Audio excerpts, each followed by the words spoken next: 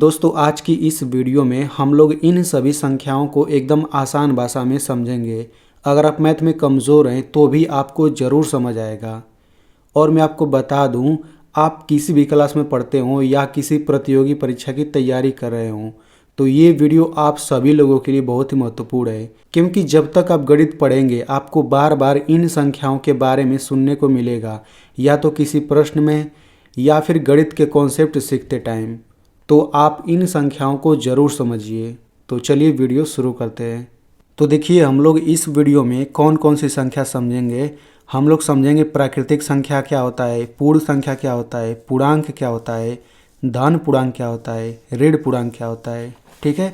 इसके बाद हम लोग समझेंगे परिमेय संख्या क्या होता है और अपरिमेय संख्या क्या होता है। उसके बाद वास्तविक संख्या क्या होता है। ठीक है। तो चलिए हम लोग बारी बारी से समझते हैं। तो सबसे पहले हम समझेंगे प्राकृतिक संख्या किसे कहते हैं। इसे इंग्लिश में कहा जाता है नेचुरल नंबर्स। ठीक है। तो देखिए गिनती वाली सभी संख्याओं को प्राकृतिक संख्या कहते हैं। तो देखिए अब से मैं जो भी बोलूँगा आप लोग उसे ध्यान से समझिएगा, क्योंकि ये सब आपको पूरे गणित में काम आने वाला है। ठीक है। तो आपको अच्छे से समझना चाहिए।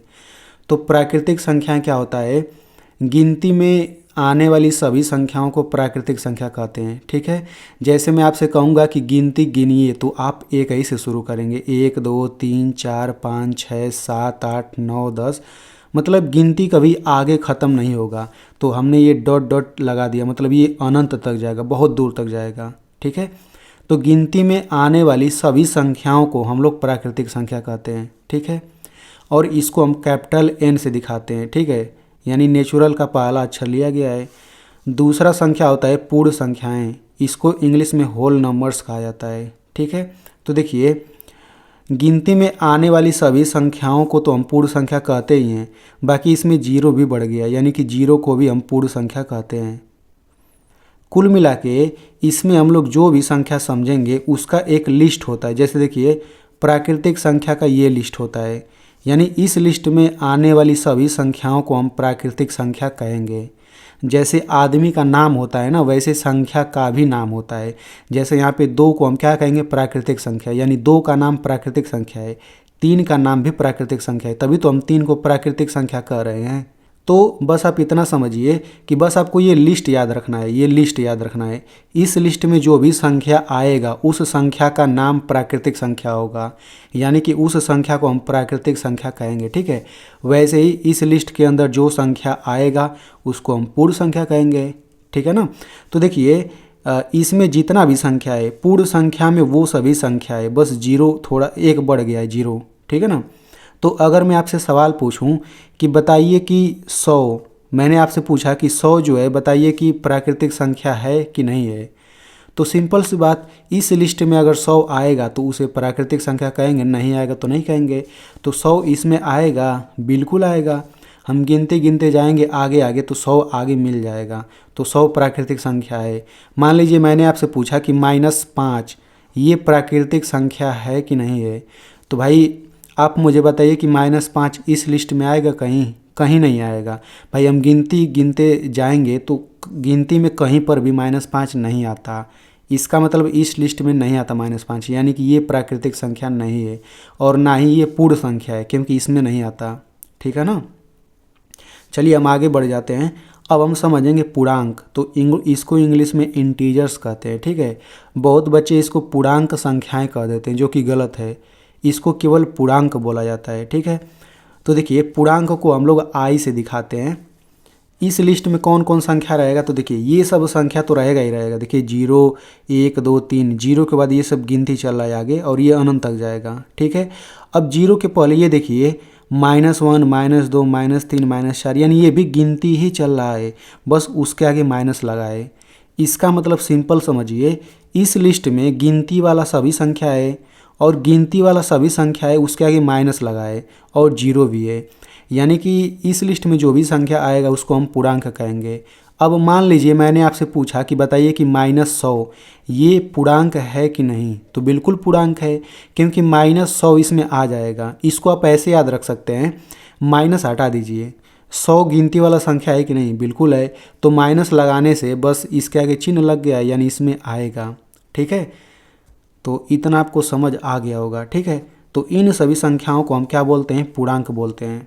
अब हम यहाँ पे समझते हैं कि धन पूर्णांक क्या होता है और ऋण पूर्णांक क्या होता है, ठीक है। तो देखिए यहाँ पे आप सिंपल भाषा में समझिए, कोई भी संख्या लिखा हो, मान लीजिए यहाँ पर 6 लिखा है, 6 के पहले कुछ नहीं लिखा है तो हम लोग प्लस मानते हैं। यानी कोई भी संख्या लिखा हो, अगर उसके पहले कुछ नहीं लिखा रहता तो उसके आगे प्लस माना जाता है, ठीक है। और मान लीजिए यहाँ पर लिखा हुआ है -5, अगर माइनस लिखा हुआ है तब तो भाई वो उसके आगे माइनस ही रहेगा। बाकी अगर संख्या के पहले कुछ नहीं है तो प्लस माना जाता है। मान लीजिए यहाँ पर 9 लिखा है, 9 के पहले कुछ नहीं है तो प्लस माना जाएगा, ठीक है।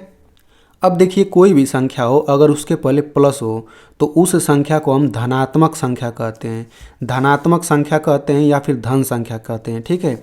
और कोई भी संख्या लिखा हो उसके आगे अगर माइनस हो तो उस संख्या को ऋणात्मक संख्या कहते हैं या फिर ऋण संख्या कहते हैं, ठीक है। इतना आपको पता होना चाहिए।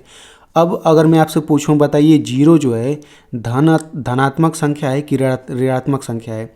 तो इसको आप याद रख लीजिए कि जीरो ना तो धनात्मक संख्या है और ना ही ऋणात्मक संख्या है, ठीक है। बस आपको इतना याद रख लेना है।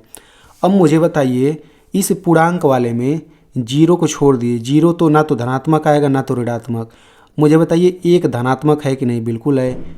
दो भी धनात्मक संख्या है, तीन भी धनात्मक है क्योंकि इसके पहले प्लस है, ये भी। यानी कि आप देख सकते हैं कि ये सभी संख्याएं पूर्णांक तो है ही, बाकी धनात्मक भी है। यानी इन्हीं सभी संख्याओं को हम धनात्मक पूर्णांक बोल देते हैं, क्योंकि धनात्मक भी है और पूर्णांक भी है, ठीक है। तो हम इन सभी संख्याओं को धनात्मक पूर्णांक बोलते हैं या फिर धन पूर्णांक शॉर्ट में बोल सकते हैं। इंग्लिश में पॉजिटिव इंटीजर्स बोलते हैं। और इसको हम लोग i+ इससे दिखाते हैं। तो इस लिस्ट के अंदर देखिए गिनती वाला संख्या ही तो आ रहा है, यानी कि प्राकृतिक संख्या और धन पूर्णांक एक ही चीज़ है। देखिए इसमें जो जो संख्या था प्राकृतिक में, धन पूर्णांक में वही संख्या आ रहा है, ठीक है। अब देखिए ये सभी संख्याएं ऋणात्मक है और पूर्णांक भी है, तो इनको हम ऋण पूर्णांक बोलते हैं, ठीक है। आप देख सकते हैं गिनती वाला संख्या ही है, बस माइनस लगा हुआ है आगे, ठीक है। और जीरो ना तो धनात्मक संख्या होती है ना ही ऋणात्मक, ये तो मैंने आपको पहले ही बता दिया। तो मैं ये मान के चल रहा हूँ कि आपको जो भी मैंने बताया वो आपको अच्छे से समझ आ गया, ठीक है। तो चलिए अब हम यहाँ पे परिमेय संख्या समझते हैं। तो देखिए बहुत बच्चों को इसमें और इसमें दिक्कत आता है, लेकिन अब दिक्कत नहीं आएगा। देखिए परिमेय संख्या क्या होता है, तो इसको इंग्लिश में रेशनल नंबर्स कहा जाता है, ठीक है। तो देखिए परिमेय संख्या किसे कहते हैं, तो परिमेय संख्या किसे कहते हैं, तो केवल दो चीज़ों को हम चेक करते हैं। मतलब कोई भी संख्या हमें पता करना है कि वो परिमेय संख्या है कि नहीं, तो दो चीज़ देखेंगे, अंश और हर दोनों पूर्णांक होना चाहिए और हर जीरो नहीं होना चाहिए। अगर किसी संख्या में ये दोनों बात सही है तो उसको परिमेय संख्या कहेंगे, ठीक है ना। तो अंश और हर क्या होता है मैं आपको समझा दूं। जैसे मान लीजिए यहाँ पर लिखा हुआ है 6/3, ठीक है। तो बटा रहना चाहिए, तो बटा के ऊपर वाली संख्या को हम अंश बोल देते हैं, ठीक है। और बटा के नीचे वाली संख्या को हम हर बोल देते हैं, ठीक है। जैसे मान लीजिए यहाँ पर लिखा हुआ है 3/-7, तो बटा के ऊपर 3 है तो 3 को अंश बोलेंगे, ठीक है। और बटा के नीचे -7 है तो इसको हर बोलेंगे। मतलब कोई भी बटा में लिखा हुआ है तो ऊपर वाले को अंश, नीचे वाले को हर बोलते हैं, ठीक है। तो परिमेय संख्या क्या होता है, मतलब किसी भी संख्या में अंश और हर दोनों पूर्णांक होना चाहिए और हर जीरो नहीं होना चाहिए, तो उसे हम परिमेय संख्या कहेंगे। तो परिमेय संख्या को Q से दिखाते हैं, ठीक है। अब इस लिस्ट में कौन कौन संख्या आएगा तो मैं आपको बना के दिखा देता हूँ। तो ज़रा देखिए यहाँ पर पूर्णांक है, ठीक है। तो हम लोग कैसे बनाएंगे परिमेय संख्या, इसी पूर्णांक में से मैं मान लीजिए मैंने 3 ले लिया तो 3 ऊपर ले लीजिए, फिर बटा लगा दीजिए। अब इसी पूर्णांक में से कोई नीचे लिख लीजिए, मान लीजिए मैंने -2 ले लिया तो ये हो जाएगा -2। अब ये जो संख्या आया है ना, ये दोनों अलग अलग नहीं संख्या, ये पूरा एक ही संख्या है, इसको परिमेय संख्या बोलेंगे। क्योंकि देखिए इसमें बोला गया था कि अंश और हर पूर्णांक होना चाहिए और हर जीरो नहीं होना चाहिए, तो वो परिमेय संख्या हो जाएगा, ठीक है। तो सिंपल बात हम समझ लीजिए, इसमें से कोई भी संख्या उठा लीजिए, मान लीजिए मैंने ये -3 उठा लिया, ठीक है। और बटा लगा लीजिए, बटा के नीचे इसी में से उठाइए, लेकिन जीरो नहीं आपको लेना है, क्योंकि बटा के नीचे जीरो नहीं होना चाहिए। इसमें देखिए साफ साफ बोला है, ठीक है। तो मान लीजिए मैंने ऊपर से -3 ले लिया और नीचे से मैंने ले लिया -1, तो अब जो ये आया ना ये परिमेय संख्या है।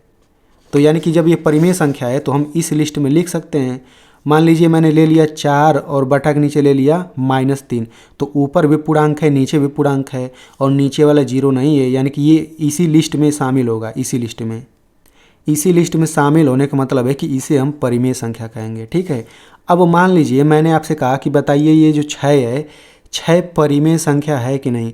तो बहुत लोग कहेंगे कि भाई इसमें बटा ही नहीं है, ये तो केवल अंश ही है। तो मैं यहाँ पे आपको बता दूँ, कोई भी संख्या लिखा हो हम लोग बटा 1 अपने मन से लगा सकते हैं। कोई भी संख्या लिखा हो, जैसे ये लिखा है तो हम बटा 1 अपने मन से लगा सकते हैं। ठीक है, तो अगर आपसे 6 कोई पूछा है तो अभी भी ये 6 ही लिखा है। ठीक है, बटा 1 लगाने से कोई फ़र्क नहीं पड़ा। तो यहाँ पे देखिए, अब चेक कर लीजिए अंश और हर पूर्णांक होना चाहिए। तो देखिए 6 भी पूर्णांक है और 1 भी पूर्णांक है और बटा के नीचे 0 नहीं होना चाहिए। तो ये 0 थोड़े, ये तो 1 है, यानी कि 6 भी परिमेय संख्या है। वैसे मैं आपको बता दूं, ये जो पूर्णांक लिखा हुआ है ना, ये सब परिमेय संख्या होता है। क्यों परिमेय संख्या होता है? तो ज़रा देखिए, हम इन सभी के बटा 1 लगा सकते हैं। बटा 1 सभी में लगा सकते हैं कि नहीं? बिल्कुल लगा सकते हैं। और जब बटा 1 लगा देंगे तो अंश और हर पूर्णांक होना चाहिए। तो भाई ऊपर वाला तो पहले से ही पूर्णांक है और बटा 1 लगा रहे हैं तो 1 तो पूर्णांक हमें पहले से ही मालूम है। और नीचे वाला 0 नहीं होना चाहिए, तो वो हम तो 1 लगा रहे हैं, 0 थोड़े है। यानी कि ये सभी पूर्णांक परिमेय संख्या ही होता है। तो मैं यहाँ पे शार्ट में समझा देता हूँ कि परिमेय संख्या क्या होगा। जितना भी बटा वाला संख्या है सब इसी में आ जाएगा और जितना भी पूर्णांक है वो सब तो इसमें आएगा ही आएगा। ठीक है, इसमें मैं आपका एक कन्फ्यूजन दूर कर देता हूँ। मान लीजिए यहाँ पर ये लिखा है 0 लिखा है। ठीक है, अब कोई पूछेगा 0 परिमेय संख्या है कि नहीं, तो हम क्या करेंगे, 0 बटा 1 लिख सकते हैं। ठीक है, अंश और हर पूर्णांक होना चाहिए, तो 0 भी पूर्णांक है और 1 भी पूर्णांक है। तो पहला बात तो सही हो गया। दूसरा बात, हर 0 नहीं होना चाहिए, तो नीचे वाला 0 थोड़े है, यानी दोनों बात सही है, यानी कि 0 भी परिमेय संख्या है। ठीक है, एक और कन्फ्यूजन है। मान लीजिए ये लिखा मैंने 6 और बटा के नीचे 0 लगा दिया, तो क्या होगा। तो देखिए अंश और हर पूर्णांक होना चाहिए, तो देखिए दोनों पूर्णांक है, नीचे हर 0 नहीं होना चाहिए, लेकिन हर तो 0 हो गया, यानी कि ये परिमेय संख्या नहीं है। ठीक है, तो वैसे मैं आपको बता दूं कि अगर बटा के नीचे 0 लिखा हो, अगर बटा के नीचे 0 लिखा हो ना, तो वो ना तो परिमेय होता है ना ही अपरिमेय। इसको आप याद रख लीजिए। ठीक है, तो अगर आप परिमेय समझ गए ना, तो फिर अपरिमेय भी आप समझ सकते हैं। तो देखिए, जो संख्या परिमेय संख्या नहीं होता उसे अपरिमेय कह देते हैं। भाई परिमेय संख्या तो आपने पहचानना सीख लिया कि अंश और पूर्णांक होना चाहिए, हर 0 नहीं होना चाहिए। ठीक है, तो जो संख्या परिमेय संख्या नहीं होता उसे अपरिमेय बोल देते हैं। ठीक है ना। तो देखिए मैं यहाँ पे आपको एग्जांपल देता हूँ। जैसे मान लीजिए यहाँ पर मैंने बोला ये हो गया √3। ठीक है, √3/4। मैंने पूछा बताइए ये परिमेय संख्या है कि नहीं। तो परिमेय संख्या कैसे चेक करेंगे, अंश और हर पूर्णांक होना चाहिए। तो देखिए ऊपर वाला और नीचे वाला अंश हर, तो हर तो पूर्णांक है लेकिन ये पूर्णांक नहीं है। ठीक है भाई, 3 पूर्णांक है लेकिन √3 ये पूर्णांक नहीं है, यानी कि पहला बात ही गलत हो गया। इसका मतलब ये परिमेय नहीं है। तो जब परिमेय नहीं है तो क्या हो जाएगा, अपरिमेय हो जाएगा। यानी सिंपल समझिए, अगर अपरिमेय है तो उसमें रूट जरूर रहेगा, रूट जरूर रहेगा। ठीक है, इतना आप समझते रहिए। तो देखिए √2 ये अपरिमेय हो जाएगा, -√3/7 ये भी अपरिमेय हो जाएगा, रूट है ना। ठीक है, √5 + 2 ये भी अपरिमेय हो जाएगा क्योंकि रूट है, -3√7 ये भी अपरिमेय हो जाएगा, -3/√2 ये भी अपरिमेय हो जाएगा। अब यहाँ पे इसको समझ लीजिए, ये जो पाई है, पाई भी अपरिमेय होता है। देखिए मैं आपको समझाता हूँ, कन्फ्यूजन हो सकता है, मैं मानता हूँ। बहुत बच्चे कहेंगे कि पाई बराबर तो 22/7 होता है, तो 22/7 तो परिमेय है, तो ये भी परिमेय होना चाहिए। तो मैं आपको बता दूँ कि 22/7 ये संख्या परिमेय है, लेकिन ये परिमेय नहीं है, ये अपरिमेय है। और पाई का मान इतना होता ही नहीं है, पाई का मान ये लगभग होता है, लगभग। ठीक है ना, पाई का जो रियल मान होता है उसके हिसाब से ये अपरिमेय है। तो समझ आया तो अच्छी बात है, नहीं तो रट लीजिए, पाई एक अपरिमेय संख्या है। और देखिए अगर आप लॉग जानते हैं तो लॉग में बेस ई आता है, नेचुरल लॉग में बेस ई आता है, इसका मान लगभग 2.7 होता है, तो ये भी अपरिमेय होता है। ठीक है, तो मैंने आपको इसलिए बता दिया क्योंकि अगर आप तैयारी करते हैं किसी चीज़ का तो उसमें पूछा जा सकता है। तो पाई भी अपरिमेय है, ई भी अपरिमेय ही होता है। अब देखिए इस पाई में 2 से भाग कर दें तब भी अपरिमेय रहेगा, गुणा कर दें तब भी अपरिमेय रहेगा। ठीक है ना, तो इतना समझते रहिए। पाई में कोई संख्या हम जोड़ दें तब भी ये अपरिमेय ही रहेगा। ठीक है। अब हम समझते हैं वास्तविक संख्या क्या होता है। तो इसको इंग्लिश में रियल नंबर्स बोला जाता है। तो मैं यहाँ पे आपको बता दूँ, तो देखिए वास्तविक संख्या को आर से दिखाते हैं। इसका लिस्ट क्या है, सभी परिमेय संख्या को इसमें शामिल कर दीजिए और सभी अपरिमेय को भी इसमें शामिल कर दीजिए। अब जो बड़ा वाला लिस्ट बनेगा संख्याओं का ना, उनमें सभी संख्याओं को वास्तविक संख्या कहेंगे। ठीक है, इसको आप ऐसे याद रख सकते हैं कि सभी परिमेय संख्या को भी हम वास्तविक कहेंगे और सभी अपरिमेय संख्या को भी वास्तविक कहेंगे। ठीक है, इस लिस्ट में क्या है जरा देखिए। परिमेय संख्या में देखिए बिना रूट वाला संख्या है, सब बटा वाला है और पूर्णांक है।